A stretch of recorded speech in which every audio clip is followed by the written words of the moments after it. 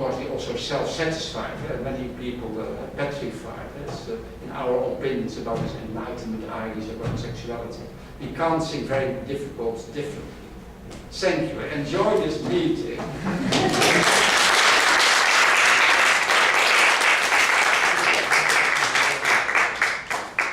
Thank you so much, Gert, for this rich presentation. You have opened up a lot of space that might be important and inspiring for us over the next 2 days. Will you take some questions? I know. So, please.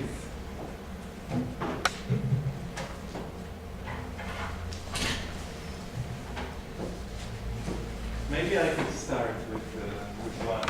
I was wondering whether you would say something about your own activist engagement in red faggots and how that LGBT movement changed through time and to what extent it takes into consideration these issues that you mentioned. Well, so he is referring to a radical gay group in the Netherlands in the 70s, the red faggots.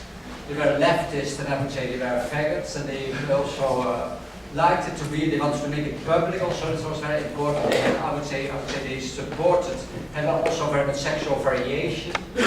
Yeah, that was the idea. They made a little journal, they organized parties. So I did, for example, we did the festival, a film festival, I did also an anthology of gay literature from the Netherlands, yeah, the new literature of the Netherlands. So we had that kind of stuff. And it informed me very much, I have to say. Yeah, this activism was very central to my my academic work in the end. So I made academic work on the history of homosexuality in the Netherlands, but I've always also had not, I would say, direct political person in the sense that I didn't like any party in the Netherlands, I have to say. So it was not difficult not to join a party, but for example, last year they wanted to forbid the last remaining pedophile organization in the Netherlands. I saw it was a totally weird idea because they said if a pedophile organization exists in the Netherlands, parents don't dare anymore to bring their children to school, to the sports field. Yeah? Now this was a movement of 80 people who were very much demonized. So how can such a movement, I would say this movement was essential to contribute to a discussion. And they had not on the first level they wanted to forbid this organization. On the second level they say, this is a horrible organization. But the Dutch democracy is strong enough to support this organization. And the Supreme Court in the end decided that they should forbid it because it was for his parents, and they said pedophilia is always bad. Yeah? And I would say, happily, quite a lot public intellectuals in the Netherlands, especially writers, also some academics, and would support a petition against this, failing, I would say, petition against this forbidding of this final pedophile organization. It's interesting because you have in the United States a very strong defense of the freedom of expression. So you have the NAMBLA, it's a similar organization in the United States that was never forbidden, never discussed also to forbid it, or it should have, because it must have been discussed at some point. But in the Netherlands it's considered so liberal, and forget about it, and the Netherlands is not so liberal, and they forbade this organization. Is this an answer? It's too long. Yeah. Yeah, well, when it comes to these red faggots that you mentioned, so how long did it last? Like, or when it appeared, when the red faggots? Oh, 5 years, yeah. Ah, okay. Well, we had the red faggots in Nijmegen and Amsterdam, and other people in Groningen and Eindhoven, Rotterdam, they continued a little bit longer, yeah. So it was a short period. So in Holland, it's, Robbie talked about this morning, so another presentation, but I would say, hey, so in Holland, a very quick change from, I would say, from closeted pedophiles in the COC movement, so that they ended in '64. Then you had people who wanted to have integration. So you had, I would say, 4 generations in 10 years or so. And the ending with these radical people. And then I would say the gay lesbian movement started to normalize it. And to start to have, I would say, was co-opted by the government. It was a word you used of cooperation. Incorporated. It was incorporated by the government, and we had also, I would say, had the march through of the gays and lesbians through the institution. So in the late 70s and the 80s, so for example, we started with gay and lesbian studies in 1980, more or less, and you had people in trade unions, in the teachers' union, in medical world. And so it was all very important. Because there's people connected both to the COC and also off to political parties. So it was, I would say, this incorporation taking place, yeah, by gays themselves sometimes. But it doesn't mean, and so I would say when you look at the result nowadays, when you see, for example, that and we discussed also this morning schools and teaching, and that you have a lot of, I would say, anti-gay insults on the schoolyard. Well, that's the same in Holland. And that's the most common word of insult is homo or flicker or whatever it is. Yeah? So the idea, so I would say, and there is a lot to say that we as adult homosexuals can live a free life. Yeah, this I would say the pains of the past. Yeah, that's also very important to realize that many of the gays have so I would have a kind of suffering. Have certainly in schools, but on the schools this still goes on. I would say this anti-gay hatred. Yeah? So this is liberal Holland. So and I guess in many other fields I would say it's problematic. Also in that situation. So it's nice to Europeify, but. Mixed feelings about myself, yeah, coming from Holland. Yeah. Oh. Yeah, so I have a question about I agree very much on what you say about the subject and the object of sex and power in sex, basically. Yeah. And the need, sometimes, maybe not for everyone, but for many people, the need for inequality in sex. Yeah. And you see it remains very much within the gay sexual politics, the top and the bottom, etc. Of course, it's still there. But then, of course, the question is, so I agree completely, yes. But the question is that, but the question is that, of course, what tools do we have, what tools do we have to, because you say at one point, sex is not a problem as long as it is not abusive and not consensual. This has to do with inequality and power in sex.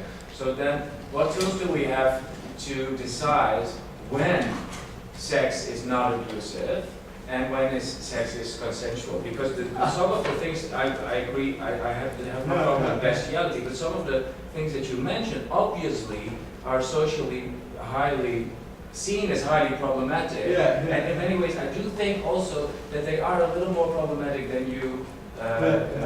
You should spend a little more time on talking Okay, about. well, I had no time to do, so I guess I know about this idea about sexual consent and the full-length books there are about it. So I guess a very interesting issue. I've been reading a kind of coming out book of a person who is a zoophile, and he discussed at length, I would say, the idea here of consent of the animal. Yeah?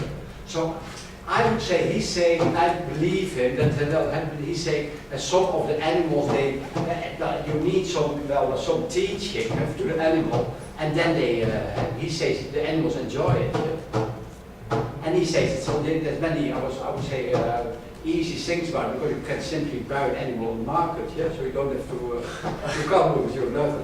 But I think it's interesting. So I'm saying the perversion is always interesting because they raise questions about essential issues. So BDSM about pain and pleasure, about consent, and pedophilia about consent, age, and at what time you're not anymore an innocent guy, but I would say a sexual active guy. And so I would say that's and necrophilia about what is a human being, what is a dead being, yeah? What is the died being, about dead being. So all this perversion, they lead to, I would say, pivotal questions that are interesting. So I'm teaching a course about sexual variation. The students are very silent because they don't dare to speak out about the issue, but at the same time they're completely fascinated by the topics. Yeah, that's, so and they lead to, I would say, interesting discussion. We need interesting discussions about sex. Yeah? And let me say something. Well, I've also what I like very much in the sexual revolution is the idea of self-determination. Yeah? People determine for themselves, and they are against authority. That's very important. That I like very much in the sexual revolution. It's, I would say, students against their teachers, patients against psychiatrists and doctors, women against the patriarchal institutions, gays against heterosexuals, yeah? And even the pedophiles, they say that children should be self-determining about their sexuality. And the interesting thing, because all those people who are in positions of power, they also want to get rid of their power. So the first book of pedophilia in the Netherlands about youth and with children or something, it's called Ontucht met Kinderen, and they say, and these people are, I would say, psychiatrists and police officers, they say, and what is worse about pedophile relations, it's more the parents and the psychiatrists and the police officers, and it's not the pedophile sex itself. Yeah? I guess so far, nowadays we think in terms of risk. Yeah? So we talked with this morning also about risk behavior, and now everything is risk, and we should protect children against all this risk. So I would say, and this idea of self-determination or agency, it's heavy losing it. Yeah? And we lose, I would say, also, Albert, he calls it, it's, what was the word again? It's Incorporation. It's incorporation, it's not, not self-determination again. So it's, I guess the gay movement in Holland was so dead, it's, I would say it's a department of the government instead of a real social movement. Sorry to say so. But it's difficult, also in the Netherlands.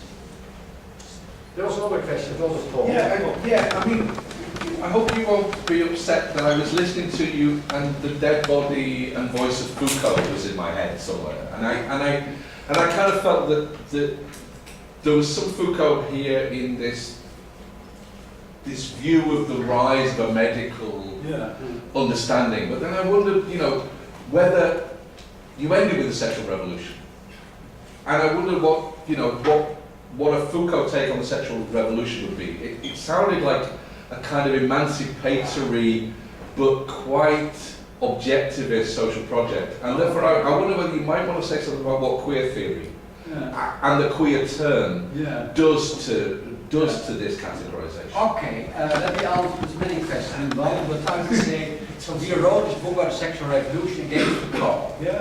But I would say we are very much Foucauldians, this is Ellen Gina and me, so we're very much influenced by Foucault, but at the same time I think it's very a pity that I would say ideas about liberation, emancipation, sort of going out of fashion.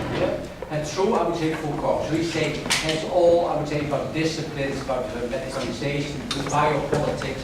And I like to have, I would say, more space for agency. That's the Foucault thing that I want to answer. And the thing about queer theory, well, I don't like queer theory at all because for me much too theoretical. And I would say that these people who go into queer theory, they're getting very dogmatic. And once I was on a conference where we had to discuss with George Chauncey at at Yale University, because we were wondering, because I was for gay and lesbian studies in Amsterdam, and a colleague was there from New York City University at that moment, and many other people. And colleague said, I think queer theory and Buck has been interesting at some point, but I've read at most 10 interesting books and articles from queer theory about homosexual issues. I would say the problem is that it's queer theory, it's all bicycling in the air, we say in Holland. It's a lie. And I don't know. It might be fun for some of us. What? But it might be fun for some of us, basically. Yeah, it's very fun to bicycle in the air, but sort of at some point you put your feet on the ground.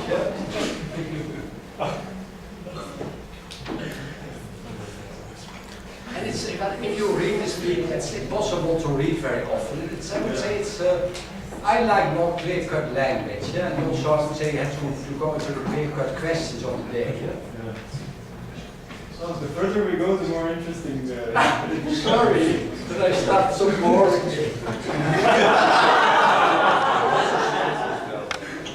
So any other questions? Yeah, sure. I would like to add a commentary that free love was also promoted before sexual revolution by anarchists. Like Emma Goldman made famous pro-homosexuality speech and many other anarchist writers. And she was also very feminist in a way that women should be outside the marriage and with many partners as guests. And also there is Alexander Kollontai, which was in the socialist Russia that promoted women outside the marriage. That means pluri, like not like the South, but pluri partners. So I just want to add that. Well, you should, the International Institute for Social History has a website, it's called Socialism and Sexuality. We had a group of people who worked on socialism and sexuality in the past. So we went to that conference in Amsterdam and Paris, but also in Krakow and Sofia. And you can find it, there's all about, what is it, you call it, these love discussions, but also that this love situations were often not very successful also, it's also part of the debate, It's also very difficult in, I would say, a sexist society and a very much on love, marriage-dependent society to realize this kind of relationships, Socialism and sexuality. Well, but if you're talking about socialism and sexuality, I think it was a bit bothering for me that you refer to the sexual revolution as happening in the 1950s and 60s, and you tend to forget about the Russian sexual revolution of around in 1917, when they first introduced the decriminalization of homosexuality and all the, the free love and everything. So this is, I don't know, I mean, I would expect from you that you would acknowledge Celebrate. that. Yeah. Well, I would say I'm very much a fan of Simon Kalinski. There's an article, you can take the book, it's for free available, about the gay anthology of Russia. And there's a very good article by Kalinski on this revolution, and he's not very happy about it, I have to say. So, and also when you think about Dan Healy, he's writing also about homosexual movement and homosexual topics from Russia. He was neither very happy. I would say, Dr. Franco, he gave a lecture in Amsterdam, he said, well, what happened after when the Tito regime started in Yugoslavia, and they had no laws. Yeah, there was, so I would say, the principle in Russia after 1970, they had no laws, so they could do whatever they liked. So I would say it was that positive. Yeah. So I would say they were going, I guess they made a lot of advertising for, I would say, the idea that the Russians were so free and so liberal at the World League of Sexual Reform at that time. And that was a kind of World League of Sexual Reform. But for the first years, I mean, there was a shift back to conservatism after when Stalin came to power. But the first 5-6 years were central. I mean, that wasn't in No. 1970. The legalization of abortion, the legalization of It was recriminalized only in 1933. So I mean, that is quite a few years. But it doesn't matter. I mean, you have to acknowledge this. I mean, we can be very critical about the 1950s and 60s. I mean, these are not all wonderful developments, and it's just the fact that these critical ideas were there already, and this is not from the West. I mean, that's I'm sorry, but I think we should point this out.